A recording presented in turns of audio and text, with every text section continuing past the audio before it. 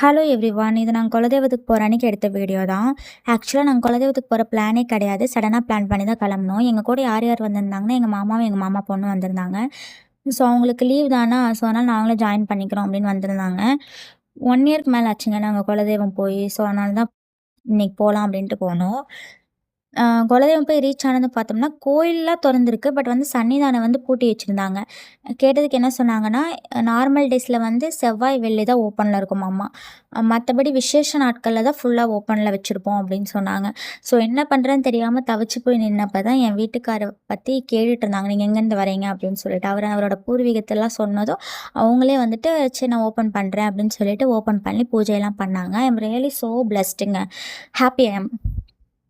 So அதுக்கப்புறம் சாமி நல்லபடியாக பார்த்துட்டு தேங்காய் வாழைப்பழம் எல்லாம் உடச்சி நல்லபடியாக சாமி கும்பிட்டுட்டு கண் கலங்க வேண்டிட்டு மனசில் குளிர்ந்து போச்சுன்னு சொல்லுவாங்கள்ல, அந்த மூமெண்ட் தான். நல்லா மனசார வேண்டிட்டு ரிட்டன் வரப்போ தான் சரி வந்தது தான் வந்துட்டோம், சுருளியும் பார்த்துட்டு மன்கி ஃபால்ஸ்னு ஒன்று இருக்காமா, ஸோ அதையும் பார்த்துடலான்னு சொல்லிட்டு தான் டிசைட் பண்ணோம். பட் போனால் என்னாச்சு, அங்கே தண்ணி வந்து இல்லை. சரி ஓகே. அப்புறம் ரிட்டன் சுருளி திரும்பி வரும்போது தான் வந்துட்டு இந்த கிரேப்ஸ் தோட்டத்தை வந்து பார்த்தோம். இது இங்கே வந்து என்னங்கிறாங்க முந்திரின்னு சொல்கிறாங்க. ஃபஸ்ட்டு என் வீட்டுக்காரர் வந்து முந்திரின்னு சொல்லும்போது ஸோ நான் கேஷ்யூன்னு நினச்சேன். பட் லேட்டராக தான் புரிஞ்சுது அது திராட்சைன்னு சொல்லிட்டு. ஸோ இங்கே வந்து நம்மளே பிக் பண்ணி பர்ச்சேஸ் பண்ணிக்கலாம். டேஸ்ட்டும் பார்த்துக்கலாமாம்மா. ஸோ நாங்கள் வடிவேல் காமெடி மாதிரி ஒவ்வொரு கிரேப்ஸாக போயிட்டு டேஸ்ட் பண்ணி பார்த்துட்டு இருந்தோம். எந்த கிரேப்ஸ் எடுத்தாலுமே ஸ்வீட்னஸ் ஓவர்லோட். அந்த புளிப்பு தன்மையே இல்லை. சீட்ஸும் கூட ஒரு அளவுக்கு தான் இருந்தது. என் மக செம்ம ஹாப்பி, சொல்லவே வேண்டியதில்லை. அது திராட்சைனாவே நல்லா சாப்பிடும். இதான் சாக்குன்னு அவளே பாருங்கள் பறித்து சாப்பிட்டுட்ருக்கா.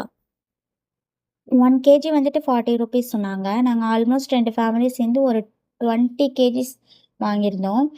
ஃபேமிலிக்கு பக்கத்தில், எங்கள் ஆஃபீஸ் பக்கத்தில், ஸோ எங்கள் அம்மா கம்பெனி சைடு அந்த மாதிரி சொல்லிட்டு ஓவராலாக 22 கேஜிஸ் வாங்கியிருந்தோங்க.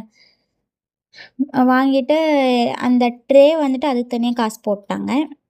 எல்லாமே ஒரு ஆளாக பர்ச்சேஸ் பண்ணுறப்போ ஆல்மோஸ்ட்டு 800 சம்திங் வந்துருச்சு.